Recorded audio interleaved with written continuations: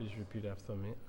I, Call your name, please. William B.G.K. Harris, Do solemnly swear do solemnly swear that the testimonies I'm about to give that the testimony I'm about to give before the Truth and Reconciliation Commission of Liberia before the Truth and Reconciliation Commission of Liberia is the truth, is the truth, the whole truth, the whole truth, and nothing but the truth. and nothing but the truth.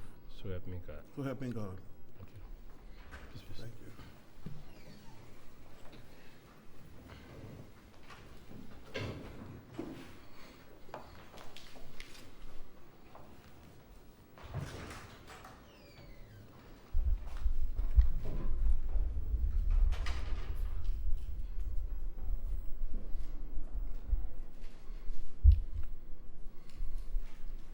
We want to say welcome, Reverend Harris.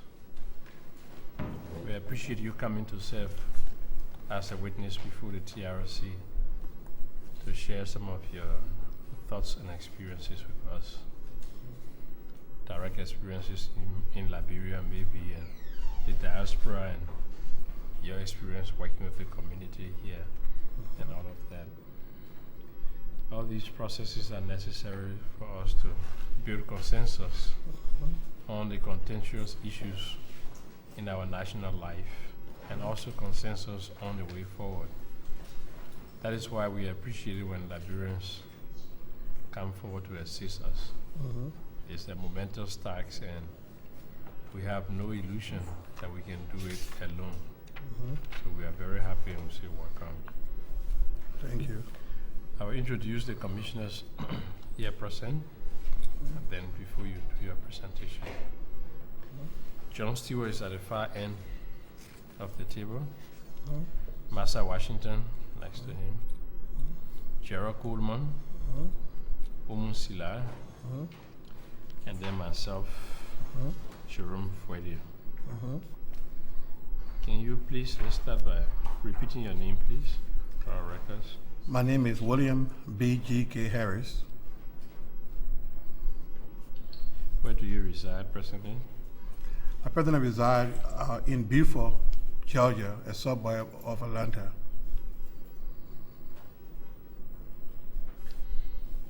Yeah, date of birth, please. April 11, 1953.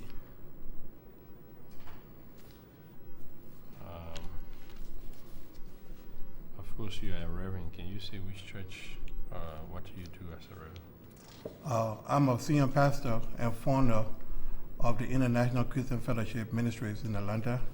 It was founded about 22 years ago. But I'm also an engineer, electrical engineer by profession. I'm an author also, and a grant writer. That's information for us. Engineer.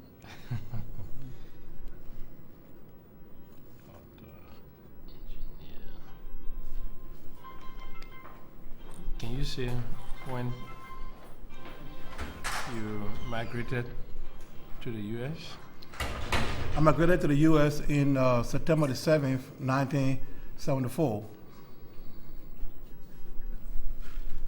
September 7, 1974. 1974. Since then, you've been going and coming back? Not repeatedly. I went in 1979, right about the time of the arrest riot. My father passed away, and I went to Liberia to bury him. And then I went in 2005.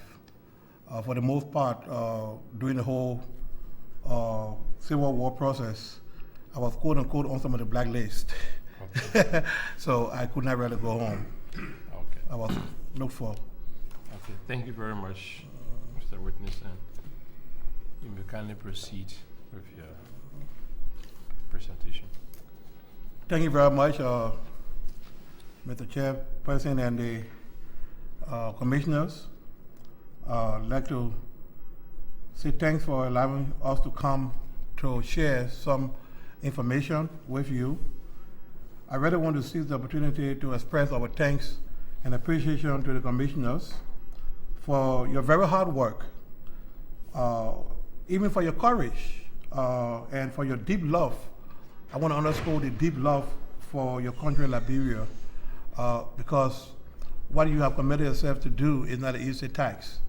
As a pastor, I was just thinking on how much you will be loaded on in the sense of hearing all of these stories, and still manage to keep your sanity and your dignity and still try to conduct yourself in a way that is in the interest of our nation. So we want to say thank you so much for all that you do. May God grant you peace and the courage to see it to the end, what you are trying to do. So I want to thank the Advocates for Human Rights also. It's a very important organization that have spearheaded this process to bring the TRC to the diaspora. Commissioner Washington was very instrumental in the process. I got to meet her, and including you as the chairperson. And I've been very active in Atlanta in trying to promote the TRC concept in that part of the country. We have some successes. So I just want to say thank you so much. As I think about what will happen if we hadn't had this process in the United States, what the laws would have been to Liberia, a great laws with information that will help us seek some solutions. So I say thank you so much. I'd like to underscore that my testimony is going to be very different. In fact, you have some of the text. It's different in the sense that, as you heard me state, I did not live through the war in Liberia. I was away. But I can assure you, even though I wasn't in the war in the physical sense, I live it. I live it daily. And today I come to be the voice of so many pastors. The work of pastors and those who are in religious leadership positions, they are underestimated in the process of what we do. So today, as I share with you, I'm going to be giving you information and some insight how people are able to cope. Those that were in the war, once they get here, how they managed to cope to keep on moving forward. That's the role that I have played in a very unique manner since all of our turmoil. So there are 4 different areas that I'll be trying to touch upon today. I'll give you the background about myself. Then I want to give testimonies about my families, those that were displayed and those that died. And then I want to talk a bit about the diaspora experience, what we did here to help people adjust and cope. And then I want to talk about a few myths that characterize us as a people. I will not go into detail. I may highlight some of them, but they are all in your notes. Those are what I call myths that need to be expanded upon. And then lastly, I'll be giving some reflections, some opportunities to move forward as a nation, as a people. It's my hope that some of these suggestions will be considered and become part of whatever recommendation you may have. So with that in mind, I would like to begin with what I call the background. As I indicated, my name is William B. G.K. Harris. I must indicate that when I was born, my official document may not say BGK. Officially, when I was born, I was named William Benjamin Harris. That's my official. But I had an experience that I had to look back into my roots, and I took names from my 2 maternal grandparents who are indigenous. One comes from Grand Bassa, Riverside area, and one from Bopolu, which is the name that I got, Pakpo and Gamaslo. So just to share that. In the notes, I shared that one of my great-grandfather came from the United States, the Harris, that's the link, and the other grandfather came from the Congo, the Garanas. He was in route when the slave trade was abandoned, and he was taken as a child, and he was reared by the Lewises. And later on, he got his name Karanda. So I come from that part, and also my 2 maternal grandparents from Riverside, the Baza area, and also Bopolu, which had the link of Pele and Mandingo. Why I say that? Because we are a mixed people. Liberia have a lot of intermarriages, and it's very typical down that even if you ask the Irish Liberian who is not part of the whole indigenous group, it'd be very, very hard to find a Liberian that cannot find a link to any indigenous person. So I just want to highlight that we are all people. I consider Liberia as a melting pot. People come from all over to form that particular nation. I'm 55 years old, and I was born in Monrovia. But my family moved to Swakoko at a very early age, besides my older brothers and my sisters. So I consider Swakoko, Bon County, as my homeland. My father, the late Honorable Melvin Francis Harris Sr., he was an agriculturalist, and he also served in the House of Representatives from 1969 until his death, April 10, 1997. My mother, an agriculturalist, she's an agriculturalist also, but she's a nurse, raised a nurse. She opened many clinics up in the Banga area. My father died just about the right time. In fact, my birthday is April 11th. He died on the 10th. And I got a call hoping they would tell me happy birthday. They told me no, we called him to tell you that he's passed away. At that time, I was a senior in college, and I made plans to go home. And in fact, it was very difficult. When I got to Liberia, I saw the destruction. All of the things at the free port, or even at the airport, it was very difficult for me to get to town. Even the clothes that I carried, for me to wear, would have used that to bury my father because things were so destroyed. So the funeral services were very brief, very short, and because of the curfew and all of that, we buried my father, and I came back to the States thereafter. I wasn't a kid that, as an electrical engineer, I was expected to go back to work for PUA. Got in the contract and everything, and I just would graduate. But when I went home and saw the destructions, I said I better heed to the call to go to seminary. And so I left after graduation. I went on to seminary in Atlanta. I attended mission schools of Baptist and Total Lutheran Mission for elementary school. I went to BWI, there I did diploma in electronics. And then I got my BS.EE electrical engineering from Tuskegee Institute, Alabama, and also a master's degree in divinity from RTC in Atlanta. I'm married to the former Quita Talbot, and we have 7 children, including 3 college triplet daughters. So that's a little background as who I am. My rare passion is community work, a passion to work for unity and peace. And that's why I've done over the years. I've done that even against some of the odds, even got into trouble because of trying to help and do the will of the Lord. So what I will do now, I'll give you a few accounts of experiences, particularly with relatives during the April coup and during the Civil War. There's one in particular I'd like to start with about the 1980 coup. One of my older brothers, Charles B. Harris, Sr., he served in the Talbot government. He was the first person commissioned as Assistant Minister for Engineering. He was in charge of the engineering coup. And at the time of the coup, he was one of those that was shot. They went to his house, and they shot so many rounds through the house. They first touched his wife and kids, and just by few inches, the bullet missing while he was lying on the raffle in the house, and he was safe. As far as the 80 coup, my father-in-law, the late Wilmer Talbot, he was working at the, I think, General Auditing. He worked there for years. He was one of those because of his name.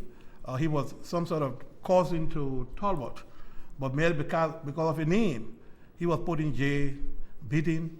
And so on this side, we had the problem of trying to find out what to do. In fact, to marry his daughter, I had to write and ask permission and through the consent of the mother to marry his daughter. So he was let go with other people, I think, during that large exodus of people that were in jail. And he never recovered from there. He was very sick. And during the preceding war, he died. And he died, they would do a hasty burial right at the eve of the house. Just a few weeks ago, my mother-in-law was able to go back to Liberia, and a few weeks ago, they had a proper burial for him, took him to bury him. So those are some of the challenges. Now, looking at the displacement during the Civil War, I will not give you details because some of them they are in your handout.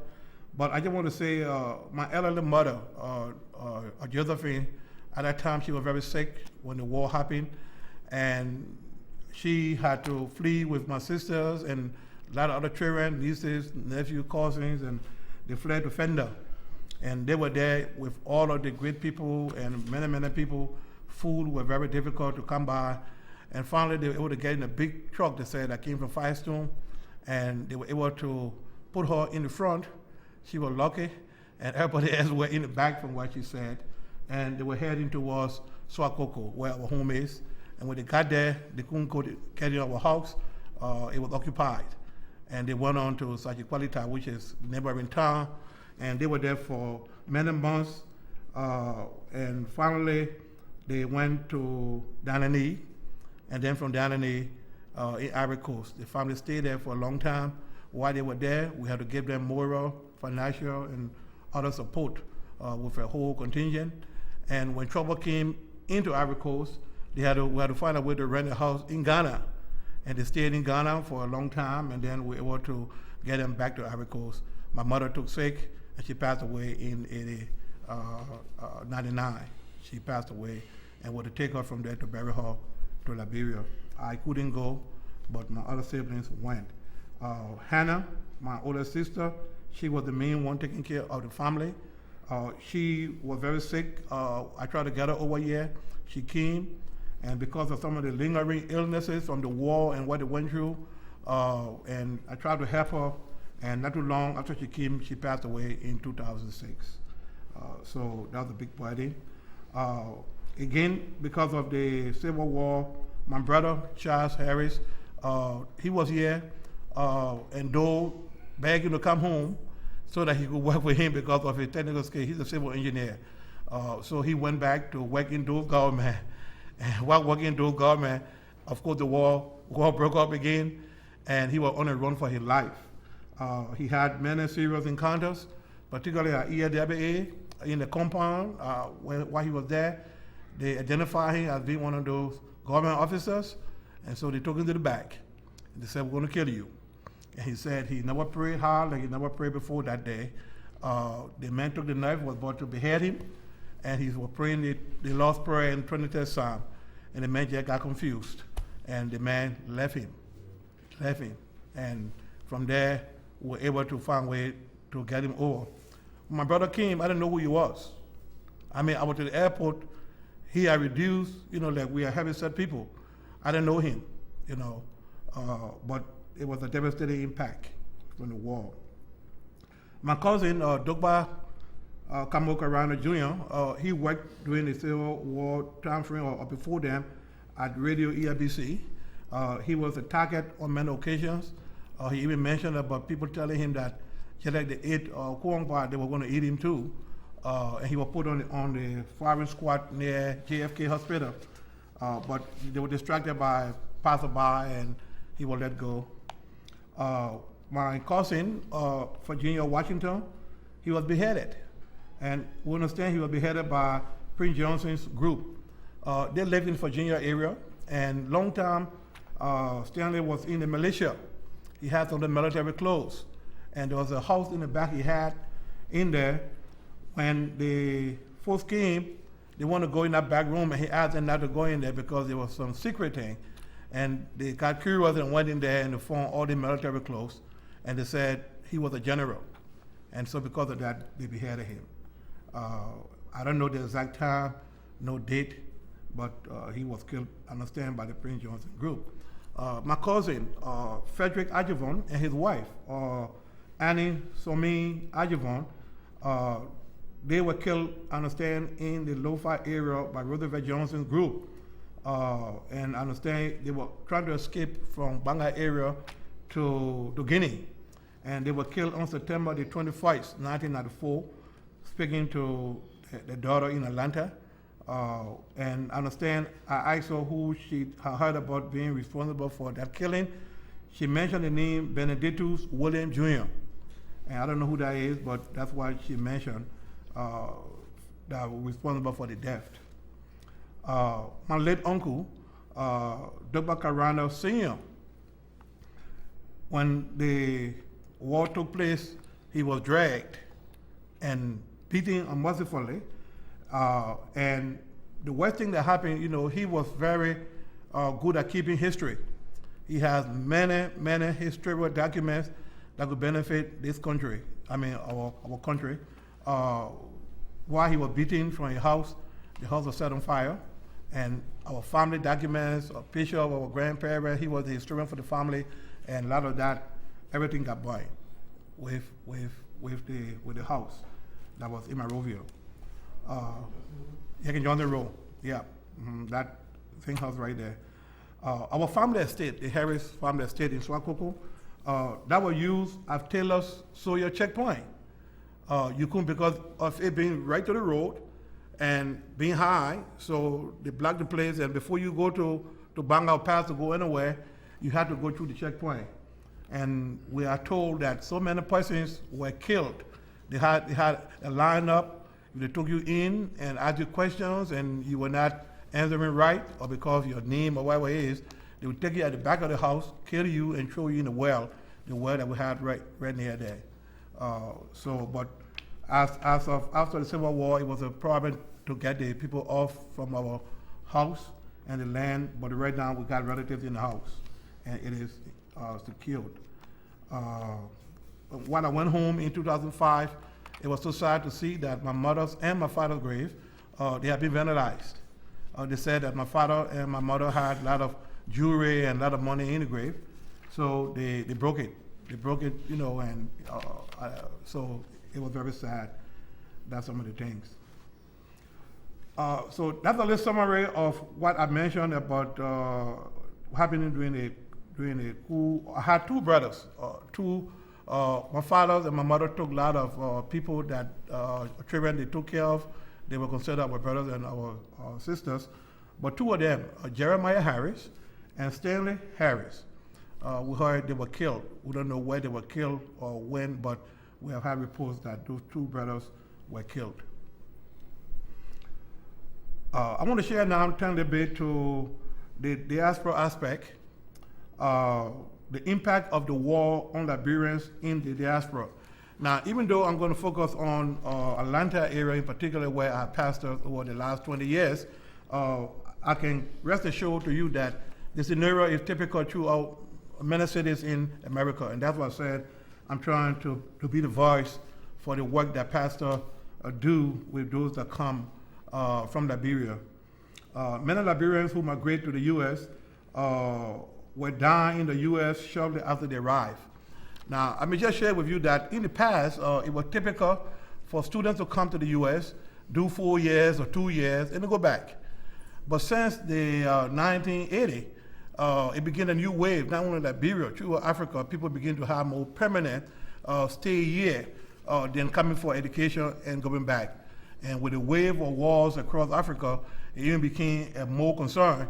So we had to start to adjust ourselves to looking at permanent. And when people come, they got children, they got families, those same social needs. I always tell individuals, I say, just like the Americans, when time to go to any country, they carry everything. They carry the school, they carry the medical doctor, they carry the religion, everything.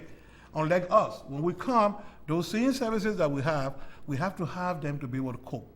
And so our people begin to come in to the area, 1980 in Atlanta area, and no services were available for them.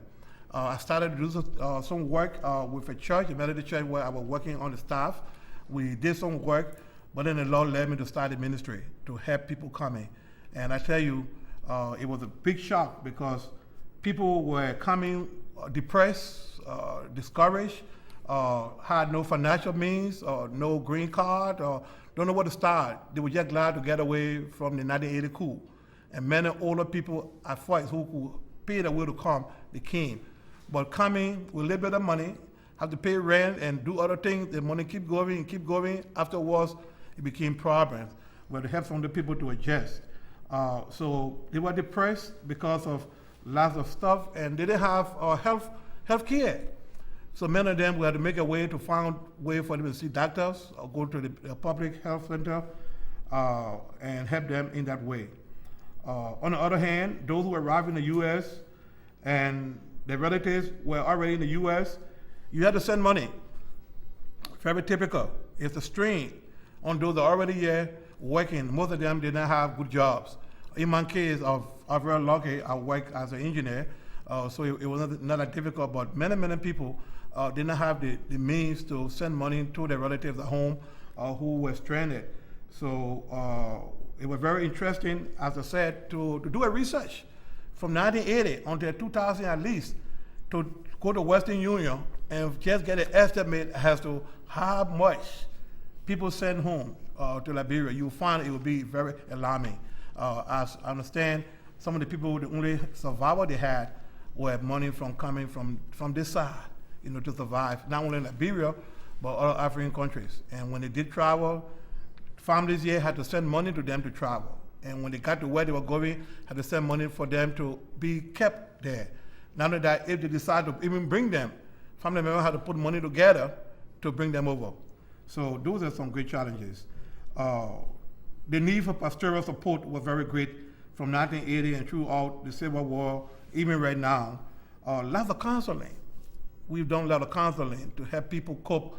One of the typical ways that Liberians address their griefs would be through laughing and jokes. But it can go so far and so further. You need professional counseling. Some of them were able to refer them. Some of them we've done that through pastoral counseling, but that's a rare need for that. Many of them, their properties, people who were well off at one time to come and have to be begging and asking even the children, for money or for things that they needed. That was very degrading to some of them, where the counsel some of them through some of those problems. There were many challenges, including the breaking news of relatives that have died in Liberia, particularly during the time when you had these, they call it the bombings and the rockets. I get news every day. There were news that you would call. The first person you would call would be the pastor to go and tell the family that some relative have died. And they would call me. And when they called me, I later learned that it was very important to make sure that the news was true. Because in my own case, I was told that my whole family, my mother and the children and everybody else were killed. And later on we found out that it was not so when the call came. So we had to deal with lots of those kind of issues, hearing news that somebody, father, mother, children, brother, sister, they have died. Now, once you hear that news, the first step is to find out how to break the news to the person. Some of them I had to go and find out from their relatives or friends whether they were on medication, high blood pressure, anything else, or find a good timing and tell them some of these things. And then deal with the cry and the moon. It's a very difficult thing to know your relative passed away and you're so many miles away and you can't go. Or even to know that your relative passed away and nobody told you. Or since then, they can't find the body or they buried it on the side of the road. So these were things that we had to deal with individuals as we dealt with people that were here in the diaspora. As I said again, there are many times that people abuse the system. There were times we get called from relatives who would say that so-and-so have died. And they tell us that it was not so. They wanted money. So people exploited the system just as well. So these were issues. Sometimes I would be asked, Pastor, should we send the money or shouldn't send the money? That burden on me. I have to go and do my own detective work, call in Liberia, and find somebody to confirm. And then sometimes if it's not so, then I have to come and tell the relative, and then other relatives say, well, we were jammed, we just need this. I said, but go ahead and tell them you need some money. But because you know what it is when your relative is far away and somebody have died, and then you say, no, they're not dead. We had lots of that. Again, I want to mention about the spiritual support and the programs and services, particularly the ministry that we organized. We were very instrumental in helping people with immigration matters. Many people go into court, we had to go along with them, explain to people the differences between the laws of Liberia and the laws over here. One of the typical problems we always had is that in Liberia, when the police stop you, you get up and you go to them, okay, and you talk what you need to be taught. And sometimes you can share with them some Saturday, if you will, in that sense. Over here, it's a different thing. When the police stops you, you stay in the car. So you have problems with many people, the police drawing their guns, and some people about to shoot them because they're thinking something else is wrong. When you get out of the car, you jump up when they stop you. The culture is different. How you deal with children when you have the discipline and dealing with how you relate to your elderly people. There were seniors who are used to having children calling them by certain names.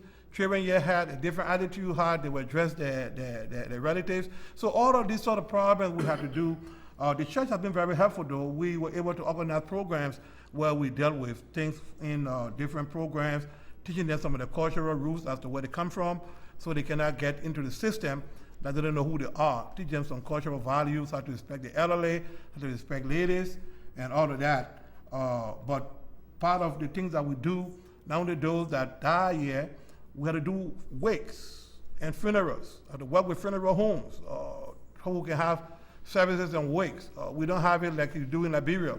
In Liberia, you know, you have all night wake. You can't do it here.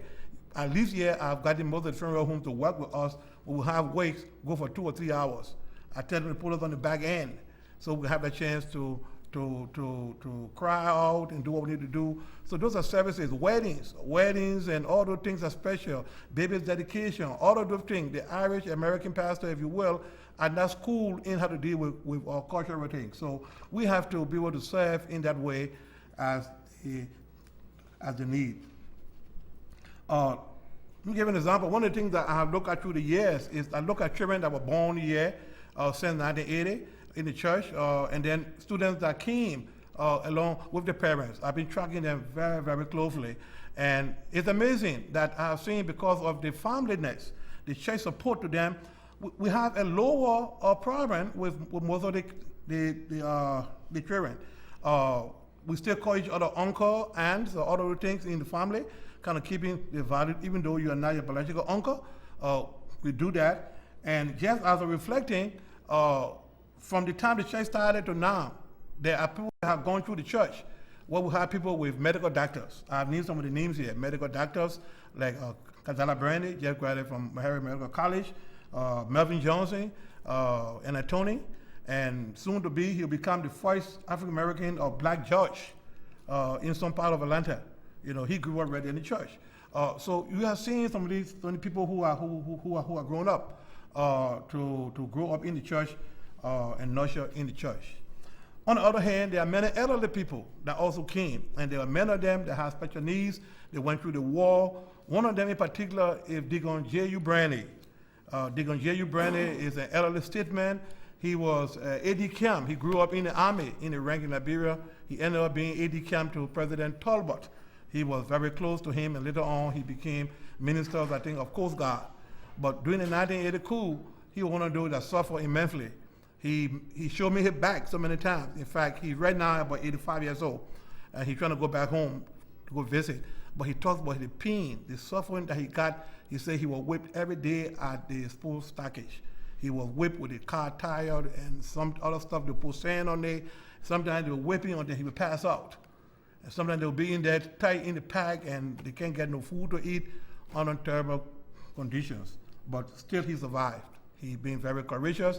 Since he's been with us almost 18 years or so, he has chaired 2 building projects. We have built 2 building projects, and he has been chairperson for both of them, and to show you his courage and his strength. Also, Mother Juscelda George, husband, the late Jane George from Banga, her son was killed right in her presence, from what I was understand, and he was thrown in the well. She had Sonny Boy was killed. Yeah, Sonny Boy was killed.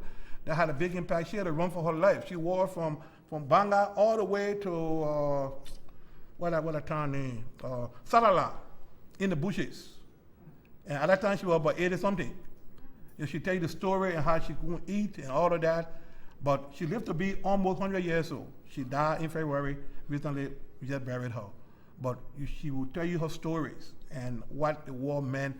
And she couldn't understand how our people could be so cruel, you know. And she said she had to follow some of the soldiers and tell them, look, I'm your grandmother, you know. So all of those things happened with them. Our church acquired a mission in Banga area. It used to be called Youth Mission. That mission was owned by the Flemister. One of our ministers was in charge of that mission. And about 5 or 6 years ago, he told us that the Lord led him to donate that mission to us.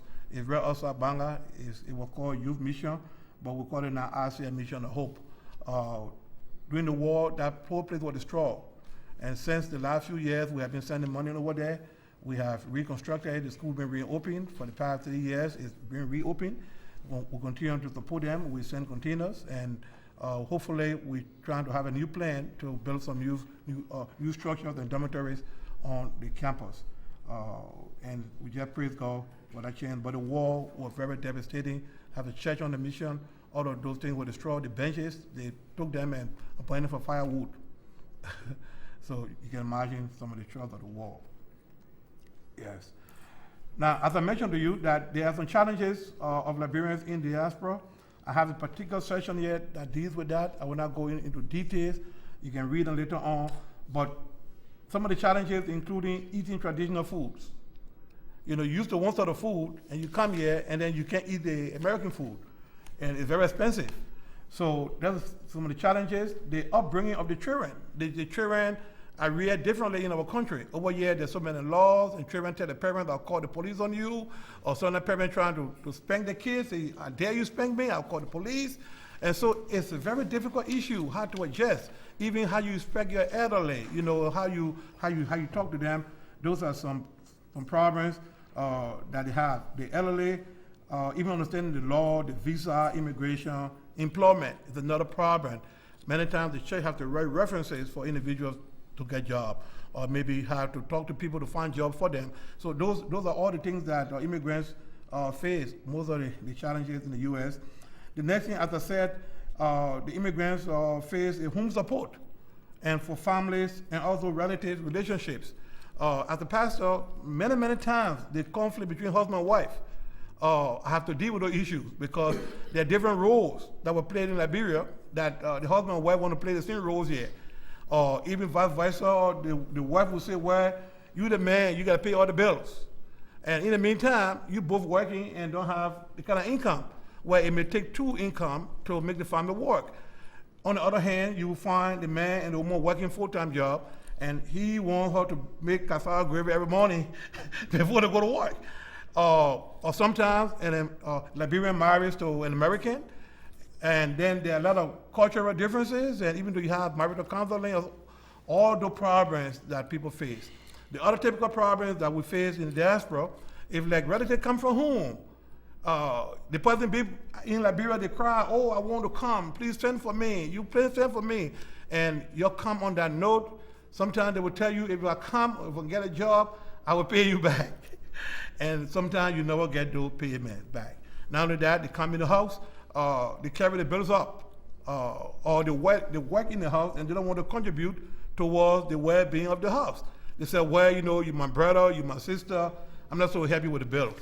As a result, there are many family conflicts. You have to bring them together, try to understand the whole system, you know, as to what it should be. A typical problem was to have the phone bills, you know. They know that at a certain time, you call home on the phone, the bill get high. And normally you call at a certain time, and the new person coming from home, they get on the phone, they high, and they make calls at home. When the bill comes, it's about $2,000. When a relative confronts them, they get angry. They say, well, you're my brother, you're my sister. Why are you complaining about the phone? But that's not a bill that you can just pay when you got rent to pay, food to buy, and all of that. So sometimes those tensions come to play.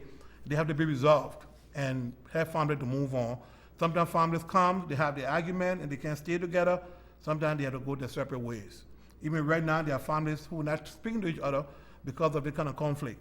Have good intentions, and before you look, financial difficulties kind of creep in. So now the next issue that I want to talk about in the diaspora has to do with the TRC. The TRC process. As I shared with you, I have been working very hard to try to get our people to understand. But I can still share with you this, that they lack proper understanding of what the TRC is all about. First, they have not read all the mandate as you're trying to tell them. And so they have a different concept as to what the mandate of the TRC is, or either because of their own personal bias or desires, they want to see you as being a law enforcer, whereas the mediator and trying to get facts to promote certain things. So I have been making this cry that we need to find a way, even though you're almost to the end of your work, we may have to find a way to still do a lot of education, even starting with the ministers. The minister who should understand more. You understand some of the comments they make about the TRC that is a waste of time, that it will take us nowhere. And so I have to spend endless hours trying to tell them. I happen to be interim chair for Liberian ministers in Atlanta. And so we've been trying to educate them, to get the people to give statement. We have made a lot of progress in that area. But I think for the larger good, we got to continue to find a way to educate the Liberians, particularly in the diaspora, as to the importance and the work. That's why I'm surprised with all the numbers of people here. I know they got to go to work, but sometimes you need to make some sacrifice. Even if you drop in for half a day, the thing was well advertised. So we really need to get them to understand and how this is going to help them. Other problems here is cultural appreciation. Most of the people understand they want to be Western, but as I always say, I don't care how long a stick stays in the water, it can become an alligator. An African is an African. Don't be ashamed of your cultural attire. Don't be ashamed of your language. And so those are things we will start educating them to appreciate who they are. And not only that, but national patriotism. We really lack that. We talk about Liberia, but we don't really have the passion that we should.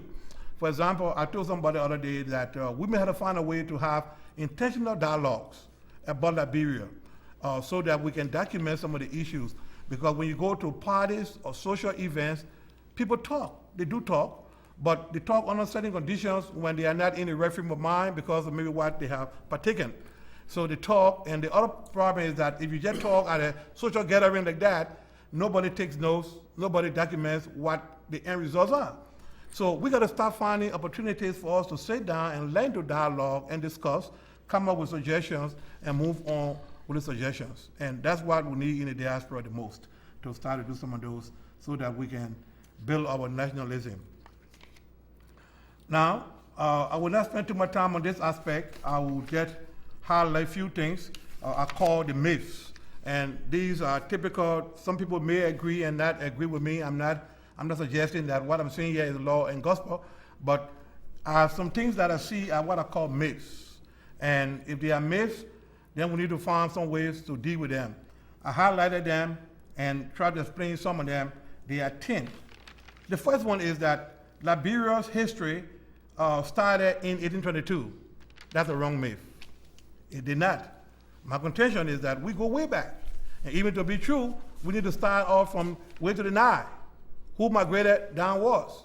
How we got to what we are. So historians have the tendency to start with history at 1822 or even 1847. We need to go back to that. Now, the next one is that the word Congo, and I put that in quotations. The word Congo refers to people who came from the United States. That's a myth. And I was very glad yesterday that Sister Paul Bull were able to shed some light in that. We won't understand. We have got it confused. And in my estimation, the word Congo is synonymous with economic empowerment.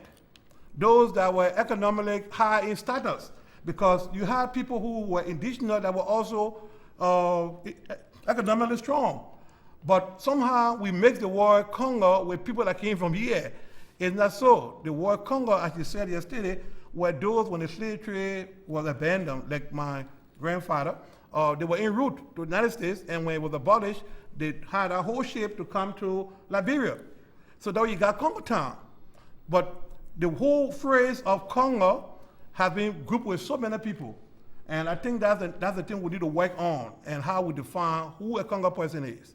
And even if you start to look at that, you start asking people who have intermarried, it'd be very hard to find anybody who is a real person that came from the United States. We have intermingled. So that's one thing that I just like to highlight as far as the myth. One of the myths that we say as a people, that Liberia problem is a country versus Congo issue. And in my estimation, I think it is more than that. You show that even those who are from the indigenous and even people from the other side that they call Congo, quote unquote, everybody can mess up. So it has nothing to do with people just being Congo. We have some problems from the past, that's correct, because of the problem we had, but I think our issue go more than that.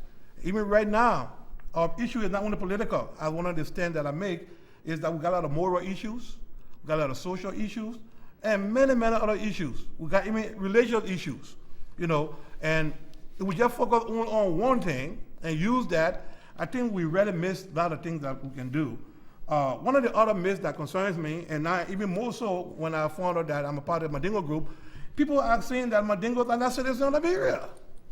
That's a myth. I'm from Banga area. You got a whole people there that have been born there. You go to Sani Kwele, you go to almost every part. So we must begin to stop those things that bring about division to call certain group that they are not this. You know, the Mandingos have rights to Liberia like anybody else who were born there. The 1980 coup, the myth is that it was a revolution. And I disagree with that because, again, I don't think it was properly planned as it should be. The educational thing that were done by some of the people that did not teach the people well, they did not get all of the necessary tools to understand and put those things into place. A revolution don't just happen like that. You got things planned to make sure that there's end result.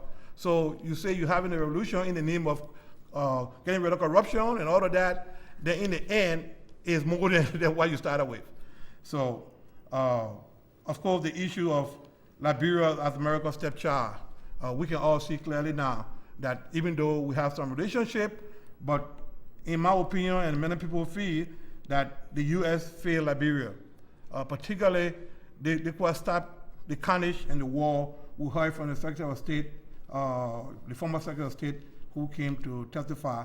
But I think, though, we all need to rethink our relationships, not only just Liberians, Americans as well. We need to sit down, come to a common table, and reassess our relationships.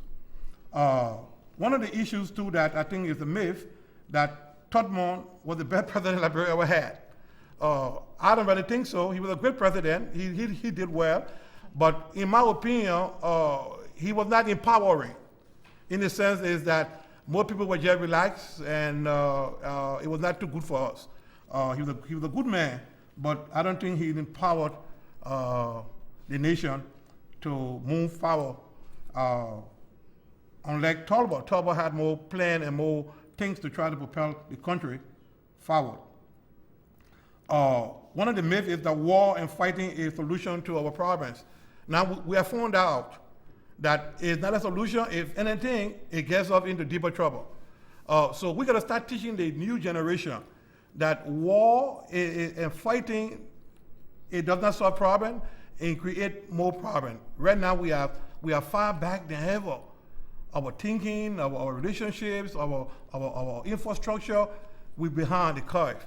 And so we gotta be very careful that what happened to us never happen again. We got to put system into place that we can disagree to agree. And if in case you do not want an individual in office, we have a way we can get them out in a way that do not cause the carnage, death, and destruction as we experience.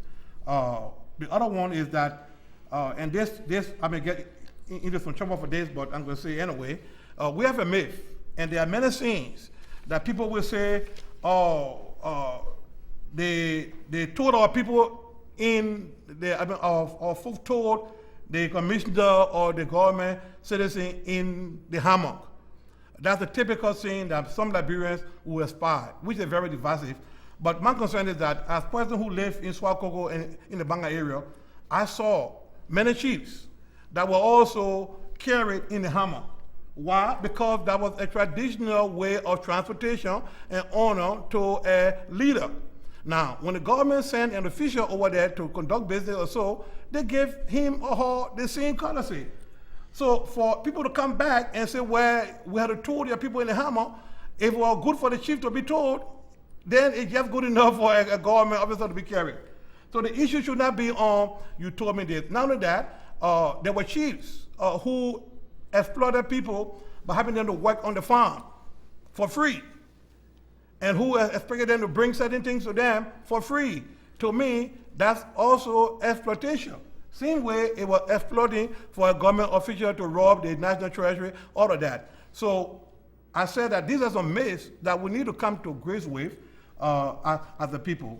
And as I'm commenting on the last one about the war is not the answer, I'm suggesting here too that peace and reconciliation talking should be solution to our problems. The last one is about Liberia's problem, the political. As I said, I don't think so. We have more than just political problems. We have religious issues. An example, I was very much impressed when I asked the fellow that that will swear you in before you do. I asked him about how you manage when somebody is a traditionalist or maybe from the Islamic faith. He said, oh, we have the Quran, all of that. See, but in the past, a person who is a Muslim would be swearing on the Bible, you know. So we need to start to respect other people. The Constitution guarantees everybody the right to a religion. And a religion shouldn't be forced upon people if they don't want to. So in public era, we got to start having, if you will have a swearing ceremony or other aid, as individual, what's the faith? Or as in what they want to use. If they say the Bible, that's fine. But don't force it on them. Religious tolerance, we got to tolerate each other. That's the Constitution. So there are big issues in Liberia about the holidays and some other stuff. Yes, they need to be revisited to respect the religion of other people. The work ethics, we got a great problem with work ethics. Even through the war now, even worse. So we got that major problem. We got the thing with the social issues, how young ladies are used and abused, even having child out of wedlock. Those are things that the society will break down. We got to start talking about them. That is not right. You know, we don't want to talk about them. Those are problems we got to start talking about and let people know that if you want to do it the right way, there's a ways to do it. See, so I think our problems beyond political issue, we got many other social issues that we need to look at. With that now, I want to begin to end and wind down, and this is where I want to do some reflections. I want to give you some opportunities where we can press forward from beyond the wall. I believe in turning a new leaf, looking at new possibilities. And I'd like to focus on the first one very closely. In fact, to make sure, I want to read it word for word. Our history, that means the Liberian history, needs to be rewritten and taught. It has mostly been written by outsiders, by foreigners. Doris Banks, all the other people, they wrote for us, they wrote from their perspective. Even during the Civil War, the whole gamut, people have been writing books. None of them have been historic, whereby it helped us to document our history. It needs to be written by Liberians. And I know we got enough people are qualified to do that.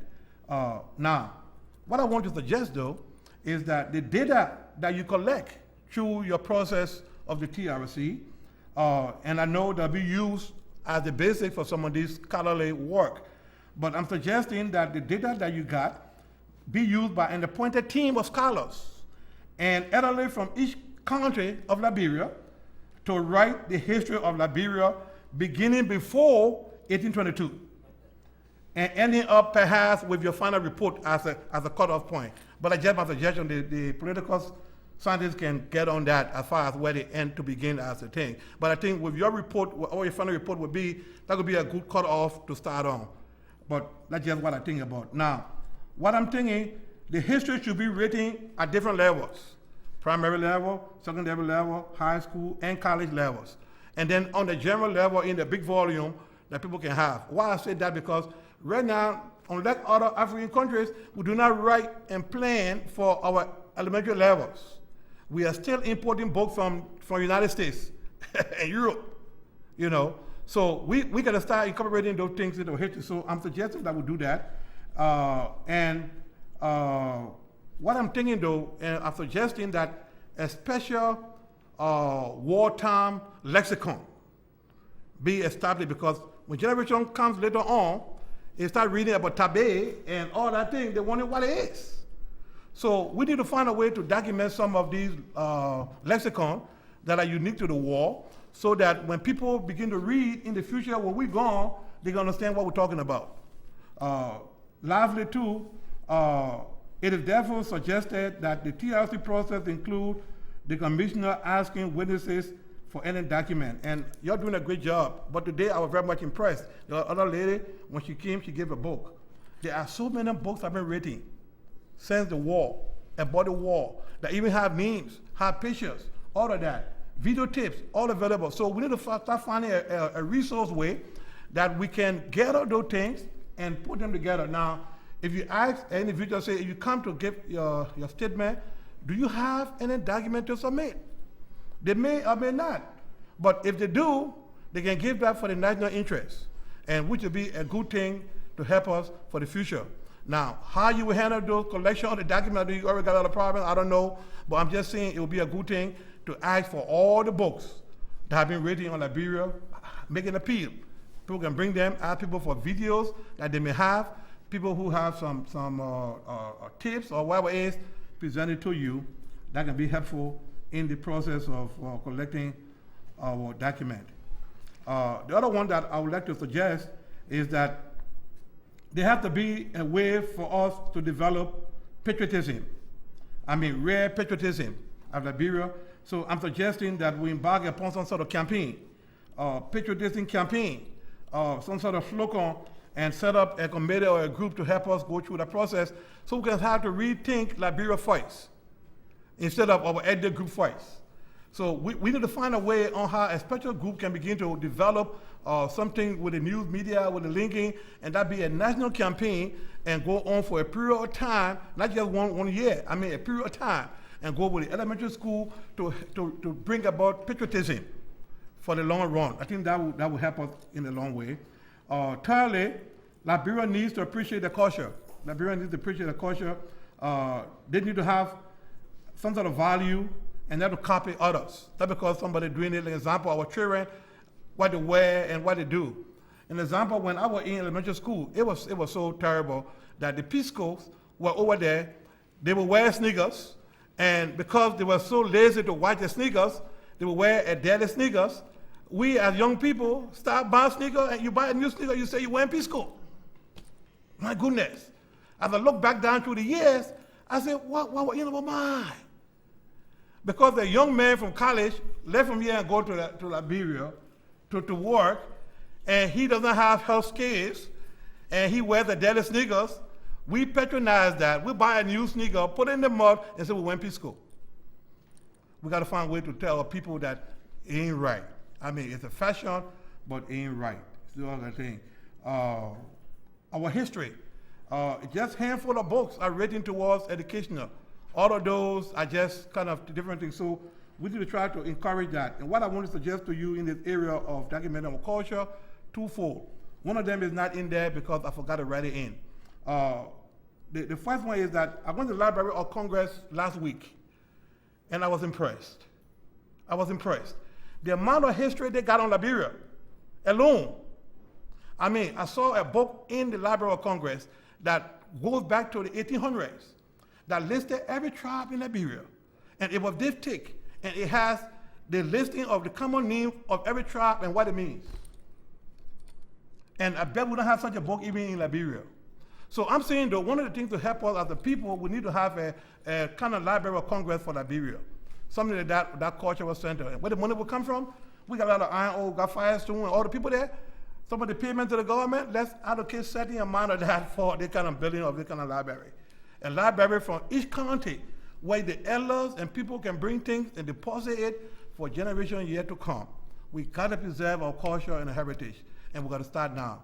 Now, just to further push that, I know when you do your work and your report and all of that, you're going to have lots of material. I want to suggest that if it are possible, you find an institution here in the U.S.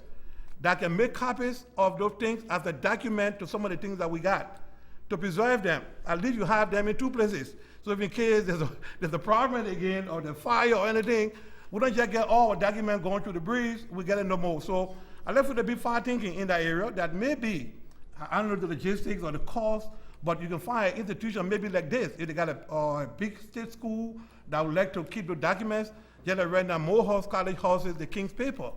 And so anybody has access to that. But knowing our people back home, it would take a long time before they build this kind of Congress library system or cultural museum to keep our documents. We may want to find a way, all the things that you've been collecting, our history, to get an institution over here as co-partners where they can either copy or some way in that area. I think it would be good. An example, you form many students here through the whole process here this week. I saw them taking notes. It would be a good thing. When you establish with that university, they can file their notes. And I'm talking about researching, because our children in the future may want to research some of the things, and it will be a good thing. If they have access to the papers in the format, they can do that. And so that's one that's very close to my heart. We'd like to ensure religious freedom in Liberia and instill moral values and characters. This is a pet peeve of mine. Again, as I said, the Constitution guarantees everybody the right to religion. So we must start learning to respect our religiousness, accept people for who they are, and don't downplay other people's religion. The schools, religious institutions, the churches, the mosque, in my opinion, those are the places for religious instructions, and the home, not in the public government-funded school. Because if you start teaching one religion in the school, then you got to let other religion come as well. So I'm suggesting that we need to look at that critically, that the mosque, the churches, the homes, and the religious institutions, they be the one to teach Bible in school. In the past, I know we have been very religious, all of that. You had one set of religion being taught in public schools, which is the government funding paid by every taxpayer from different religious persuasion. So it's my desire to see us be more practical. Let's keep the religious instruction where they belong. And let's focus on those things that we need to teach in the public arena when it's funded by public dollars. And many people may disagree with me, but that's how I see to bring about some of the discontent in the future. Liberia, we need to unite and work together. Number 5 is we need to ensure the freedom of the press. That's very paramount to any society. So we need to continue to cry that out. And the cultural media, we need to be very sure that what goes on the air is adequate. Not anything can go on the air and all that kind of thing. We need to have some way that we can look at that. And a suggestion would be for future planners to design and construct a new capital with an inter-highway system that will promote commerce and promote, inter-travel. I think that will build our country in a fast way. We need to be far-sighted, and that need to be on our far plan. This, I suggest also, number 7, is that we revamp the salary scales. I'm hearing that some people are making $20 per month. That's what helped to facilitate corruption. So it may not be able to happen right now, but I'm strongly of the opinion that we need to have people revisit that in a more practical way and plan for the future to help curb some of the corruption and help to establish small businesses. Number 8, we need to establish work ethics and standards and be sensitive to time. And then our young people need to know that war is not the answer to our problem. And lastly, religious institutes can play an important role. The churches, and I'm not being home to see per se, but the church got to be more than just a Sunday morning sermon. And in my opinion, the sermon is not just a soothing sermon. A sermon is to challenge people, and that you have programs and services that meet the needs of the people. So some of the processes with the ministers and religious leaders, we're going to start thinking on how our religious institution can be a more practical services to the people's daily lives, not just from Sunday to Sunday, but from Sunday every day during the week. So these are just some thoughts that I had on this. I want to thank you very much again for your hard work and for listening to what I had to say concerning these presentations. Thank you. Thank you. Should we clap?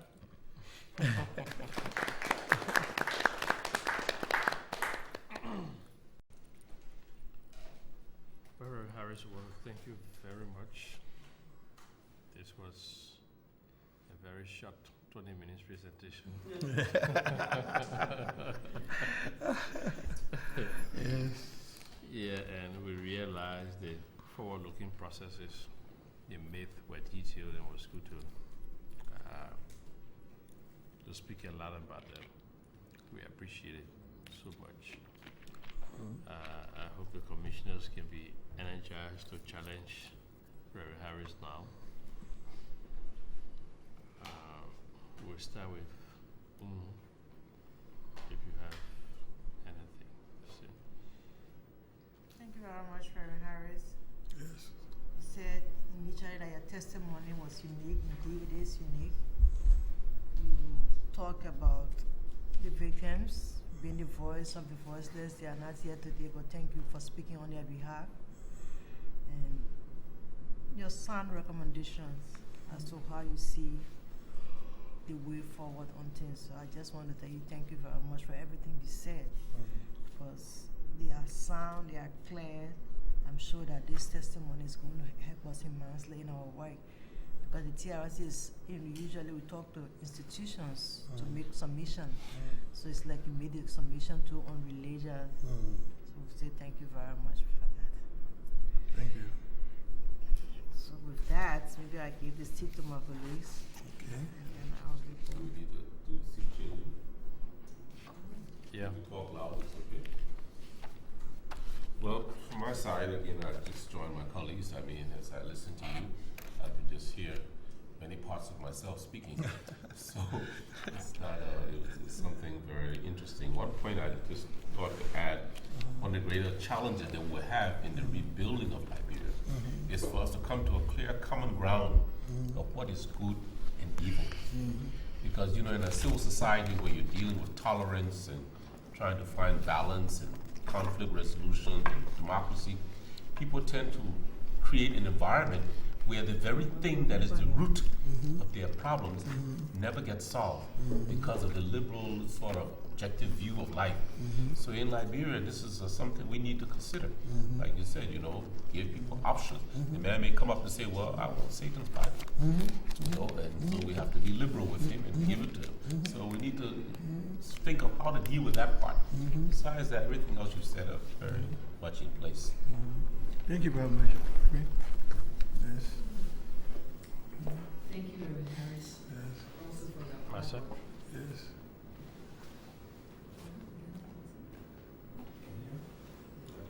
Do I have to sit in there? Yeah.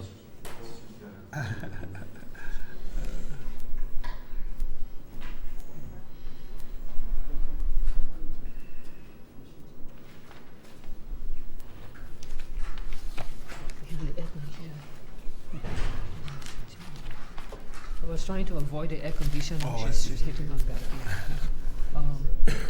I was saying thank you very much, Reverend Harris, for taking the time off your busy schedule Yes. to come here and do this on behalf of the people of Liberia, Yes. and also on behalf of your diaspora community in Georgia. And also thank you for helping out with the TRC process in the Atlanta metro area. You gave an expose. Yeah, you said a lot of interesting things. But you mentioned some problems. Well, you didn't state the problems per se, but generally you said that there are problems surrounding this perspective of quote-unquote Congo and country thing that we have going in Liberia. And you thought it was a big problem. My question is, do you think that problem still exists, and how is it impacting our country in terms of how we move on as you know, as one people? Yes. I think it's still a major problem, and that's why I think the educational side of it needs to be done. Religious leaders need to begin to speak to the congregation. Like in Atlanta, I talk about it all the time. You know, so we got to start to address the issue, and again, let people know that we are one. We have been intermarrying for a long time, and we need to claim ownership to Liberia. Everybody has the right to be there. You know, as long as you were born there. The examples that were made yesterday about you know, children born here and there in Ivory Coast, like Doe and grandparents, those are very good. So I'm gonna say we need some dialogue, little by little. So okay, let's talk about it. What's your concern? What's your understanding? Or ask somebody who you consider a Congo person, or who you consider an indigenous person, and let's define it. Then the more we talk about it and people get understanding, then I think we move towards a better thing. But right now we're not talking about it. We only talk about it in the sense of where we see you as a Congo versus country or indigenous person. And so we just continue to perpetuate that. And I'm saying, even around this room, if you ask people for the background, you'd be surprised, everybody can raise their hand that they got some indigenous roots. Okay. As a pastor, someone who studied religion, how do you feel, or what is your own view on this thing with Liberians? People want reconciliation, to speak of reconciliation, but yet you can see in certain instances of sometimes those steps and those, I like to call them elements, that culminate into the bigger picture of reconciliation. People have problems as to how you go about reconciliation. Like, for example, the TRC process. I think one of the reasons why we still have some Liberians who are still sitting on the fence to support the process is that the thing, let bygone be. The war is over, people survive it, so what, we want to move on, let's reconcile. And people often mistake reconciliation for impunity. They don't think reconciliation should have a justice component, no matter how justice is defined or whatsoever. And so the commission has come under attacks for quote unquote being trying to open old wounds and trying to divide the nation further and what have you. What is your own perspective on this issue? Well, again, as I said in my presentation, one of the problems in the diaspora is that people do not understand the TRC process.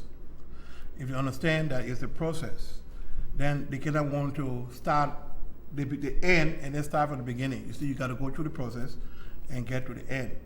And what I'm thinking is that we need to give the process a chance.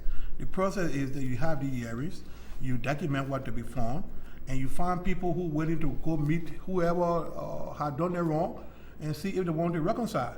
Now, in the end, if they can't reconcile, then you go through the legal process, But I don't advocate that bygone be bygone, because it's those that don't learn from the past, you are doomed to repeat it.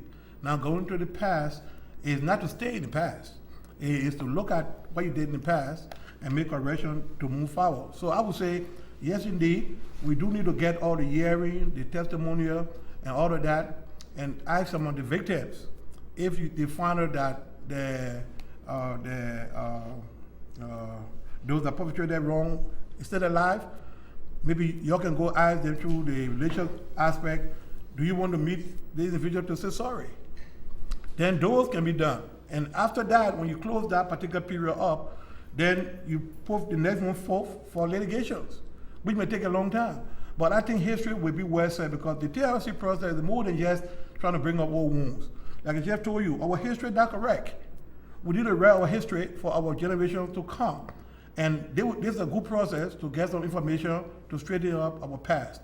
So those that make the point that it's bringing up old wounds, I don't think so. We need to examine where we've been, and even suppose we don't have, like I was saying, suppose we don't have the TRC process, we'll never heard from the Undersecretary of State. I mean, I felt so good because as you see in my document, I have been really concerned that the U.S. did not treat us right. For him to come and even come back and say, look, I'm sorry.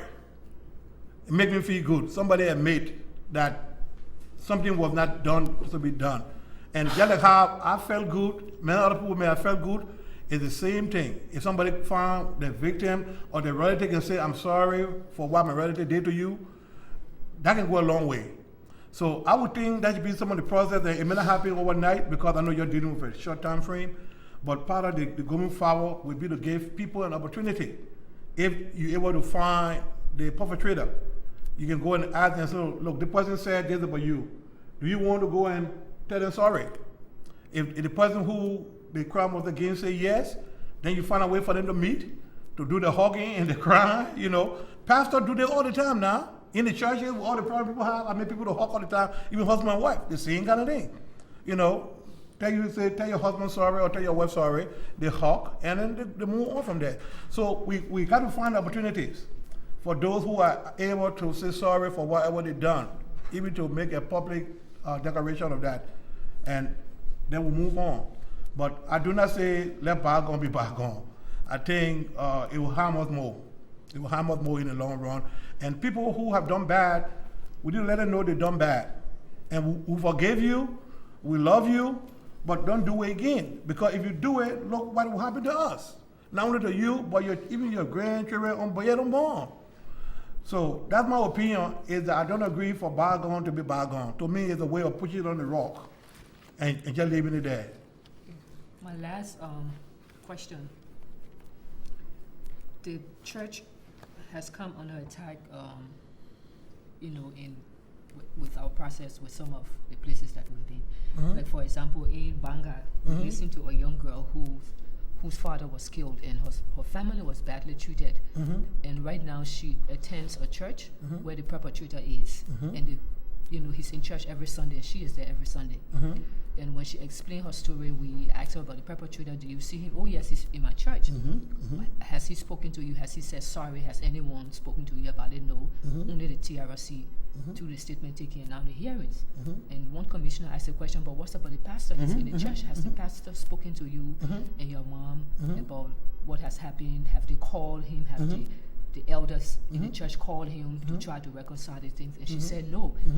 The pastor only preaches from the pulpit every Sunday about general forgiveness. The war is over. Let's forgive and forget. But you could see how very deeply she still is. She's still hurt. So, have you had some of these scenarios in your church? Well, then because of my training, you see, nowadays to be a minister, it's not just enough to take the Bible and say you're a minister. You got to go and get proper training. There's special courses you take in counseling and all of that. And then there's sometimes you can't even continue with the counseling. You go to an expert, you refer them. So most of the challenges that we have is to start to retrain ministers in light of that. It's more than just preaching the word. Because when the person leaves home, when they go home, they got to live in the word. So you got to start preaching sermons that apply to people's daily lives. And a pastor who has not had the kind of training, it can happen overnight. It's a process as well.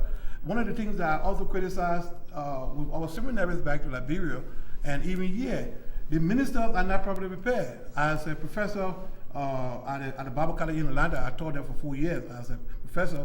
One of the things that I was trying to do is trying to expand the horizon of our people, the minister, because they're the one who get there to talk to the people. I'll give an example. In Liberia, the curriculum at the seminary is imported from here. It's not indigenous. Now, I'm not saying that some of the Old Testament, New Testament thing is not good, but you need to start having pastoral counseling in an African context. What that means, how you did. So the issue like that, if the pastor can't do it, he may have a friend or another pastor. It don't necessarily be the pastor there. If the pastor is not understanding that, you can do that. But I'm saying the curriculum alone on the pastors who are trained, they're not trained to serve the people. They are trained to serve people. The curriculum come from here, so it's trained to serve people here. Things like dreams, or people have dreams. They go to the pastor. Pastor had a dream last night. They say, "Oh, you ate my palm butter." Instead of saying, "Okay, let me go pray about it. Let me find out what the dream is," because God's still making Joseph and Daniel. And so the pastor is not equipped. And so we may need to have the interchurch thing, have the leaders to look at that, go to the seminaries, try to retrain, put in some curriculum to help the people serve some of the needs. That's a big need. And so, But Harris, I was actually asking whether you have had any such scenario in your church where maybe a victim or victims and then maybe a perpetrator or... Oh no, we haven't had that. But if we had that, it would be no problem. Because I would just go with them, we have to sit down, talk it out. And I spend a lot of hours, counseling, and sometimes we do it all night, talking about the issues and stuff. So, but we don't have a problem. Yeah. But if we did, that's what we do. So I would suggest you find another pastor who is willing, who may know the family or a family friend. You always got a family friend pastor. So if that particular pastor is not trained or he's scared or he doesn't know how to approach it, get somebody else involved. I think it's a culture of decency. It's a general culture of decency. That too. So, People don't spark like that spark. yeah. Reverend Harris, thank you very much Okay. for this presentation. There's a few comments I would like to make. Okay.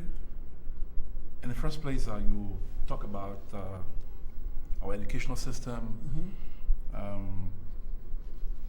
reintroducing our cultural values back to our people. But from my perspective, over the years, I see that in the first place, religion is always tied into culture. If you look at the different Christian celebrations, for example, in a way they all have their roots to some form of some cultural expression that came from either in the area in which Christianity was founded or in the area in which Islam was born. Like for instance, in Liberia, the Muslim preacher, he will say, he will not say praise be to God, he will say praise be to Allah.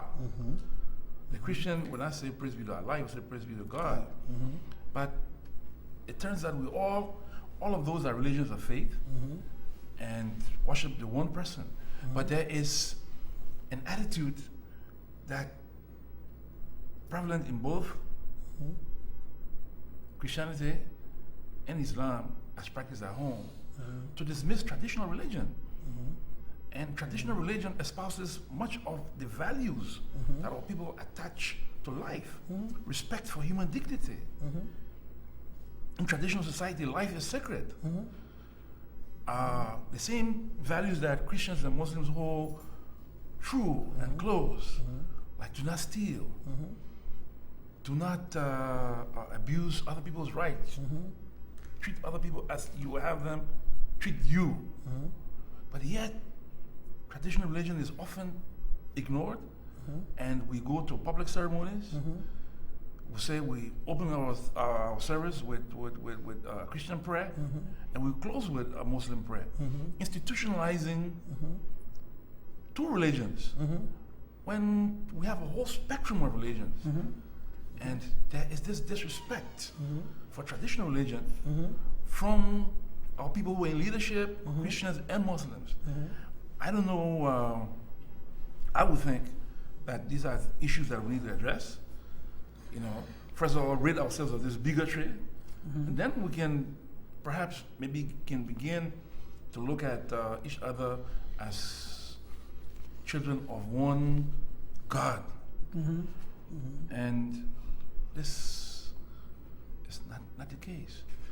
Secondly, traditionally, impunity is something that does not exist in traditional culture. If you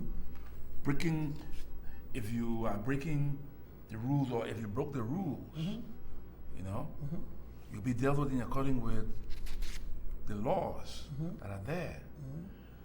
And so I would ask how such issues can be addressed from your perspective, especially in the diaspora, where you confronted with the ravages of a culture that espouses materialism. A car, a good house is what makes a man, and not the values. Yeah. But you see, that's what I was saying, first of all, is that the education, the exposure, the training.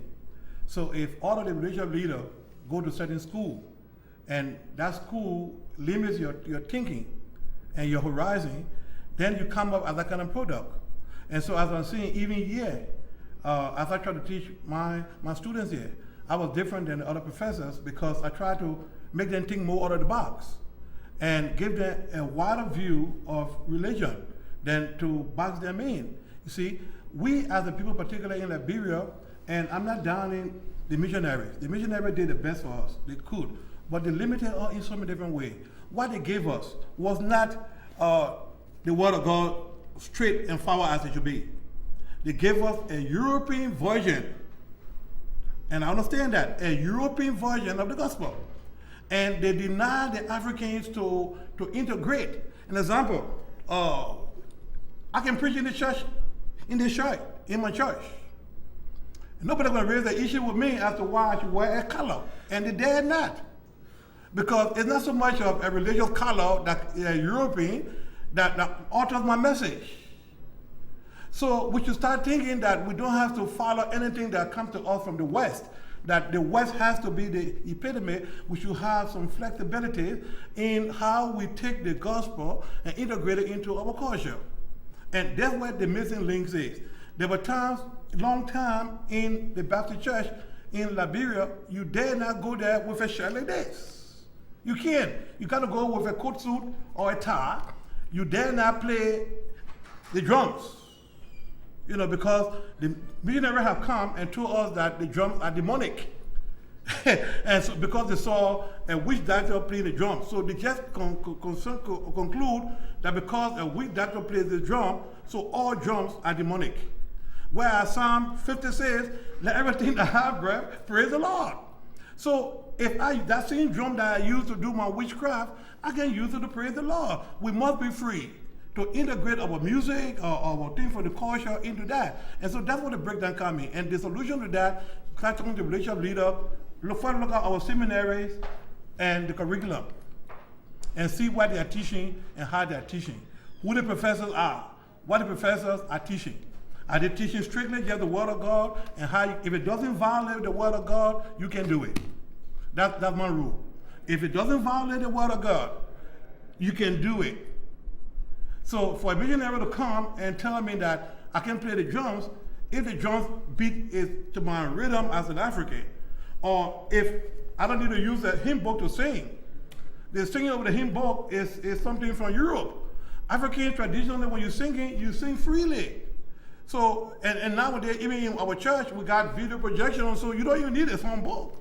But we are restricted, and now you find churches in Liberia trying to be like a European and dignified like this, and don't free the people up to do what to be done. So I'm saying it got to go back to the training.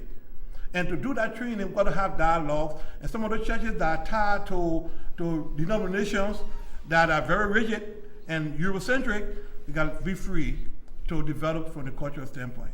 And back to the point where you mentioned about traditional, yes, there are good things and bad things. And what I do bad things from the culture, I don't even touch it. Witchcraft and voodoo, no, we don't do that. But there are good things. The baby dedication, the other kind of stuff, the prayer, all those things, they are good. They can be incorporated without compromising the Word of God. You know. Also, too, you're talking about the justice and things of traditional people all the time. When you did wrong, the council meet on the Palawa Hut. And when they have the dialogue, after the dialogue, somebody pays the fine. And we know that. It's the same thing here. They try to do. So if you do wrong, there's justice. The elder says, look, you have done wrong, you have raped this guy, you have done this thing, you have done this, you done bad to your brother, your sister. The elders get together and they come up with a fine. Be it a goat, be it a chicken, or the chief fine people. Ain't no different cultural thing. So the truth and reconciliation, yes, you go through the process, they go through the court. If you're found guilty for the crime that you've done, you must pay the price for it. But we got to make sure that the system is fair. That the system that we judge, the problem that we have is fair and not biased. And I think that's where the thing comes in. Is having people of integrity to look at the issues after you say, well, the person say I was raped, they did this, and they couldn't compromise. They go to court, they ask questions. If they find you guilty, then they find you. In the same light, yeah, you call for the teaching of religious education in the schools. No, not public school. Okay, in private school. In private school only. Okay, but take for instance the issue of corruption in our country. You find the preacher, he will rant on Sundays about corruption in public life. Within the churches, you hear nothing about the corruption that goes on. Even within the mosque, there have been so many stories where they collected money to build a new mosque.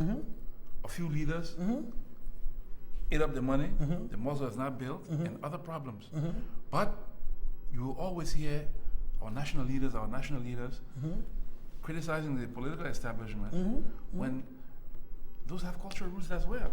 So you don't hear the judges taking an introspective and critical look at themselves. Neither, I won't just say the churches, but the religious institutions taking an introspective and critical look at themselves as a way of reflecting the aspirations and values of society. So I think there's much to be done within our religious institutions themselves that will address that will conform to the values of our people, which you will find in traditional culture. I'm not saying that everything in traditional culture is good, but I think this kind of bigotry, we need to get away from it. Go back to our roots, see what is it that, and now you're finding that urbanization is. You lecturing a witness? No, I mean, I'm agreeing with him. I'm creating a basis for discussion. But So That's a question. how are you and others, yes.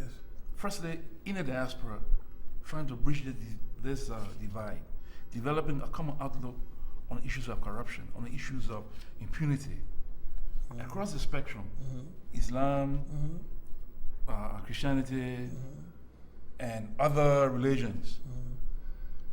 That Well, you will as find- I'm saying, that has been most of my job as a pastor, pastoral care, and I have been doing that, for almost 20-something years plus, trying to solve issues and using the model or traditional Palawa concept, See, so, and that's why I can't emphasize enough that the leaders in the church or the religion in the mall, the leader has to first get the proper training and understanding what to be done.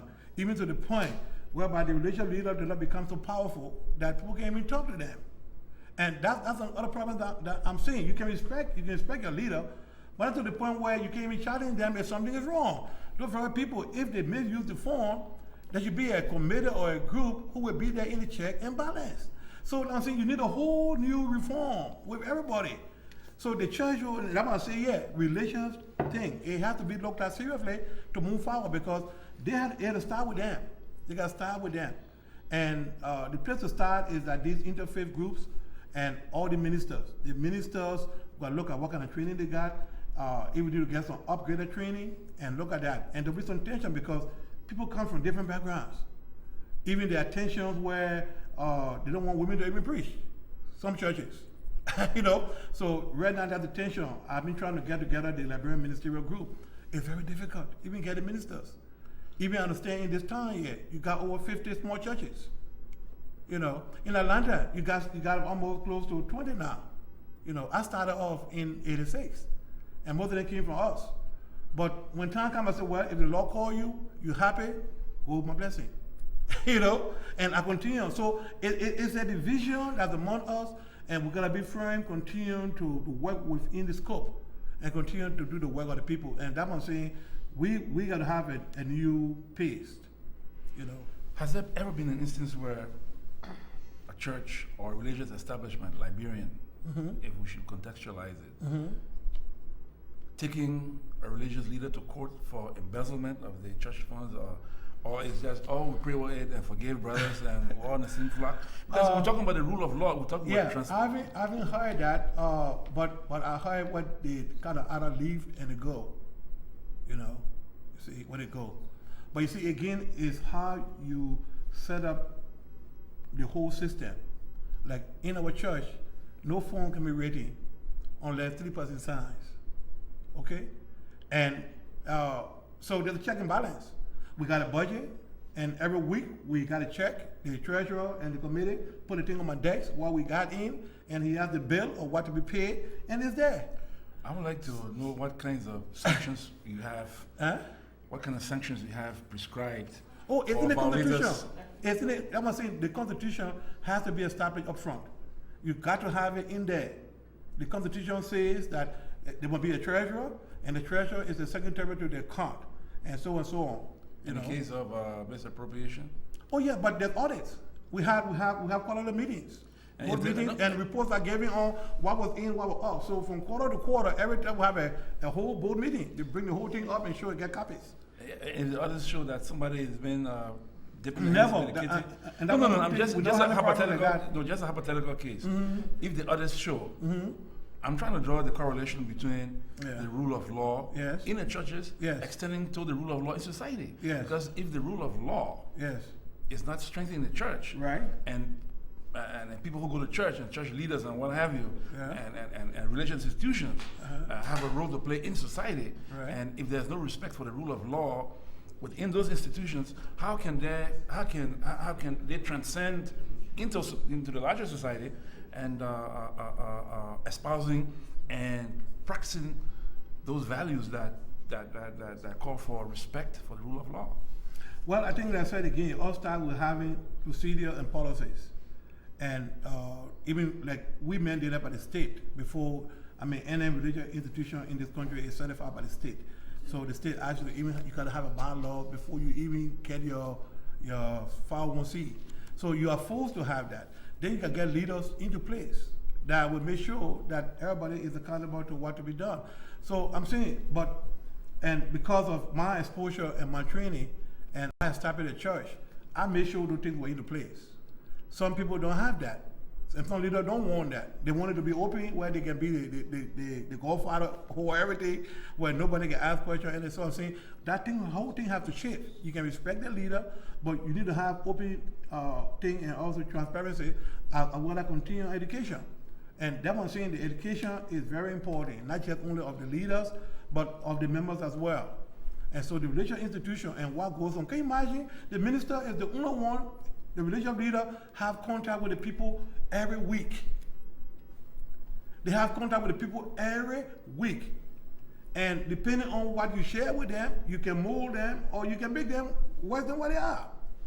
So, and like in my case, I don't just get up and prepare like a sermon. It takes me a long time to do a sermon. I got to research, I got to pray, I got to do this and do that, and I get my folks sermon notes. You have it right there. It's a teaching ministry. It's your sermon notes right there. You see what I'm talking about? You got scripture references. You can go research it. You don't understand it, you can call me, we can talk about it. But that takes work. The average pastor is so busy doing administrative work that he or she don't have time to do the research that it takes. So, and that's what I'm saying, so it all depends on how you set it up and your commitment to excellence. And in the end, so the whole paradigm, we as a people, religious leaders, we gotta start talking.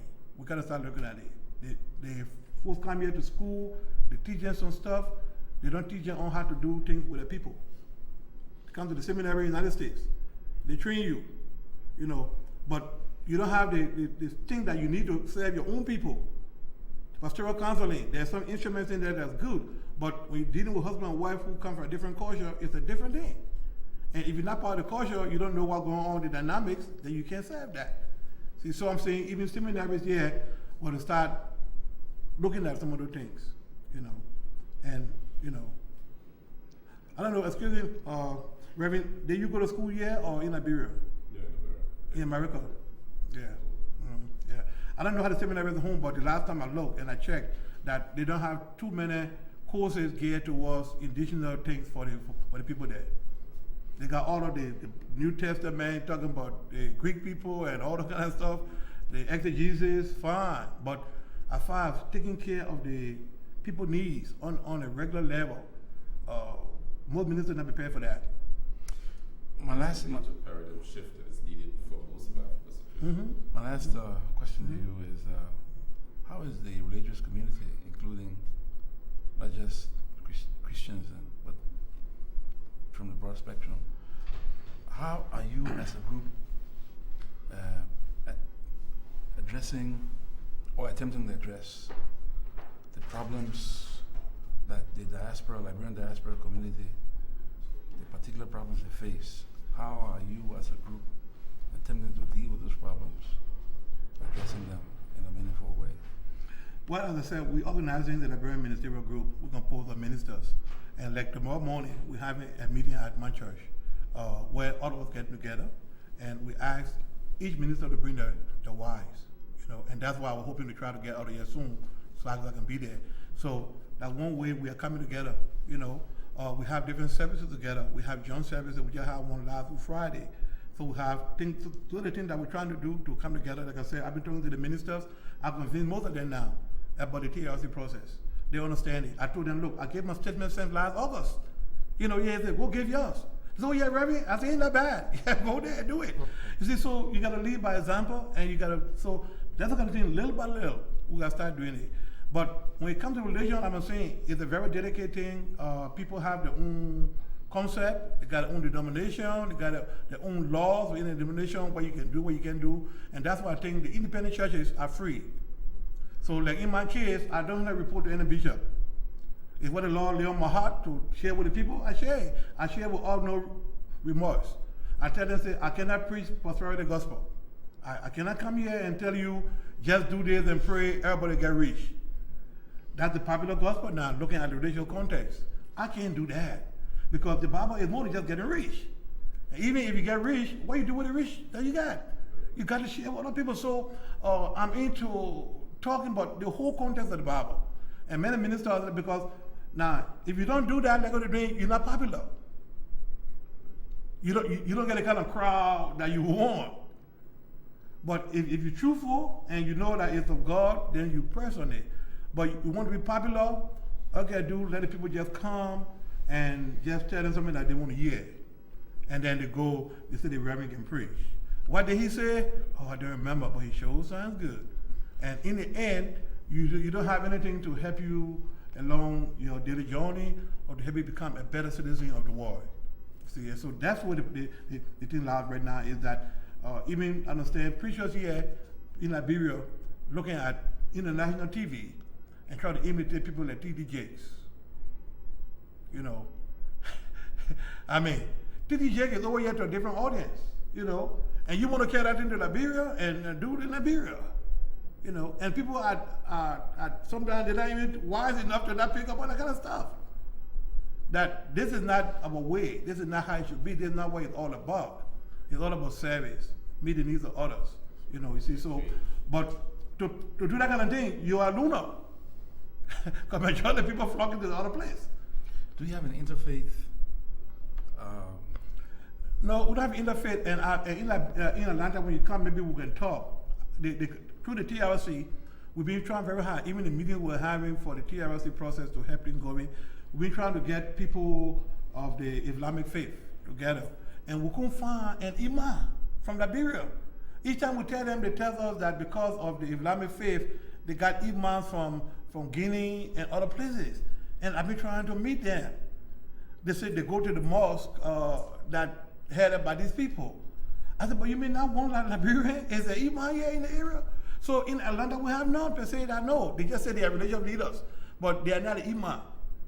And so like, let's see that. So if you know of any down there, we'd like to know, because that's one of the things I was talking to the minister. We got to start talking to each other. Some people say, well, no, I cannot talk to a Muslim. I said, where the Bible tell you that you can't? I say, we can't agree on the same thing, but there are things when it comes to serving the community, to reaching out to people, we can agree, we're going to work on those things. And you agree that they can go and do what they need to do in their mosque, and you do in your church. The area we're going to cooperate on, let's do that. But simply because somebody is, Islamic, you say, no, I want to do with that. I want to talk to them. An example, when I came here the other day to the healing for the TRC thing, in the end, they had a guy there, he's an Islamic brother. And in the end, they asked me to do the benediction. And so I invited him to come up. And I asked him to say a prayer along with me. And was a crucified afterwards. And so the other minister was there. He was the only one from the Islamic. They said, why I have to invite an Islamic guy to come and say a prayer in there? I said, first of all, there was not a religious gathering. It was thing because about faith and healing through the TRC. So it's not a religious gathering. It's something to call everybody in. If it's a worship service, I say Christian worship service, then it's a different thing. But this is the thing. So and so they spent time with me. They were concerned that why would I have to invite our enemy in there and to pray along with me? And so I just told them, well, I didn't see there was any problem with that. And I felt that it was a need. He was in there, the only one, and I think he can offer a prayer to God, whoever he prays to. So it's the kind of problem we have. And this you're talking about, there were almost 20 ministers there. This is the kind of bigotry I've been referring to. It is, and that's why I'm saying this thing here. In fact, they also got the same thing. I told them the same thing. I said, look, one of the challenges of Liberia is going to be our religious thing. We got to respect other people's religion, and we can't be uptight or act so holier now that we can't interact with other people. There's nothing that prevents us from talking to other people of faith. See, but it had to do with the concept. And I tell them, I said, look, if you live the life, people will come to you. You don't have to force anybody to come to your religion. If you're good, you live the life, they will naturally flock to you. See? So these are the challenges we got, which are real, the religious thing. And I hope to see the day where we continue to respect each other and we can still live our respective lives as who we are as religious people. Thank you very much. Yeah. Reverend Harris, one last question. Yes. I would appreciate if you can be brief. Okay. Because you're a pastor. I know that. I'm just wondering, what is the church doing, or how is the church or the religious community addressing the issue of sexual impropriety in Christians? I mean, you have pastors who will be standing on the pulpit preaching every Sunday. The wife will be sitting there in the church. One referee in the choir, one in the deaconess group, all that kind of thing. Pastor breaking up, helping to break up people's homes, I know. it's just, it's awful. And that's what I'm saying, we have moral challenges. Our problem is more than just political. And that's what I'm referring to, the moral issues. You know, the pastors in the church going with all these sisters, and the people in the church, now ain't talking about it. They allow it to happen. That's the main problem. And that's what I'm saying, they gotta talk about it, that it's wrong. You see, so how can you have the guts to even get up and preach? You know, you see? So, and not only that, but the wife take up with the kind of thing and allow it to go on, you know? And also too, they also put themselves into the kind of thing. An example, I have a live pastoral staff. So when anybody have a need, I never go to a single person home by myself. If I know the person is, I send a female there, or I take the person with me. So that kind of cut down from you trying to get into any kind of trouble or any kind of stuff like that. See? So we have to be taught from the pulpit. And I guarantee you, most of the ministers at home don't talk about that kind of issue, but they preach about everything else. They're talking about how you can live a holy life and not exploit people. And how can you be in the church, you know, going up with the deaconess, everybody doing that kind of thing, then you get up and talking the word of God. It's just isn't right. So again, the people in the church have to understand that. And the pastor set the pace. It would be absurd. Anybody say Reverend Harris got somebody in the church got a girlfriend. They wouldn't believe that. I don't have to put myself in that kind of thing. That's not my way of doing things. It's not with me. I'm so busy doing all the stuff. I got my wife for 28 years. That's enough. See, so that's the kind of thing that we're going to start doing. But I want to thank you so much for the time. Thank you, Reverend, for your time as well. I just want to raise one concern about lack of certain interest in access to resource materials in the Library of Congress on Liberia. Oh yes, we can work with that. I will show you how we can do it. I just got a card and there's a website, but in order to get a card, you got to go there physically. And I know if you go there and talk to them with some of your work, they'll be interested because they didn't have that document in there. See, because what I was saying when we're talking is that even though your recommendation going to be to build an archive, to archive your work and your document, the funding will be a problem unless you get grant funding from outside to build such a structure. Even at that, it would take a long time because you can find the right people to do it, design all of that. And that's what I'm saying is that you can start thinking about talking to some institution. Maybe the institution, I don't know how big the library is. They may be willing to want to be a host of study materials that they can copy, maybe and some of the students here, or the big schools in New York or Atlanta, all of that. You want to start meeting some of them, asking that kind of question, that this important document, you want to start to preserving it. And how can they be co-partners in doing that? That way they can make copies, because they got all kind of resources. They copy that thing, you can have some there in Liberia, and they can have it here too. Because for years to come, the work you're doing, the research that you're doing, will be very important. People, I was so impressed. I said, look, I went to the Library of Congress. They had a book that the man wrote. And based on information that he went to Congress and got the notes, the minutes, he was able to pull from 1820 until 1860 something, the names of the people that left, what the names were, where they came from, what ship they were on, what their occupation was, what they died from, where they went, all that stuff. He had that information laid down, why he had access to the information. So you don't tell them who else in the future don't want to research some of the things that we're doing. But if you don't have access to it, or if it becomes destroyed, God forbid there's a fire or kind of looting again, back when we're all gone. And so that's what I'm saying is that we need to have some sort of discussion with institutions here. Maybe the advocates can raise that with them. They can do some talking as to who we can partner with as far as that. And anything I can do, I'm helpful. And anything we can do to start looking at grants, to do the kind of duplication. But it'll be something to look forward to, that all the work that you do, don't just end and just sit down. Don't just sit down, gather dust in the warehouse. No, it wouldn't happen because the archiving is very important Yes. to us. Then what you're talking about is how we can duplicate some of the materials that is in the Library of Congress that can feed us, because rewriting the history has to do with getting accurate and truthful information. They got it. They got the whole thing there, and if they can't find it, they got sources where they can get it from. And Tuskegee has a whole lot of history. Tuskegee Institute, they got a whole lot of things there. They even got some physical things at the museum. Atlanta has a library there called the Heritage Library. They got a lot of stuff in there, and all around. But the Congress, Library of Congress, they can do it. In fact, the lady who I met there, I'll give you her name. She can be the first person to start. She went to Liberia. Her father was at CDI when she was a kid.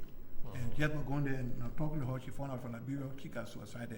She said she'd been finding a way to want to go to Liberia. And she was glad to meet a Liberian again. Her parents served there in Liberia for so many years in Zoso. Yeah, so I'll give you her name. Okay, and then we can start a discussion. Yes. Okay, thank you very much. Okay, thank you too.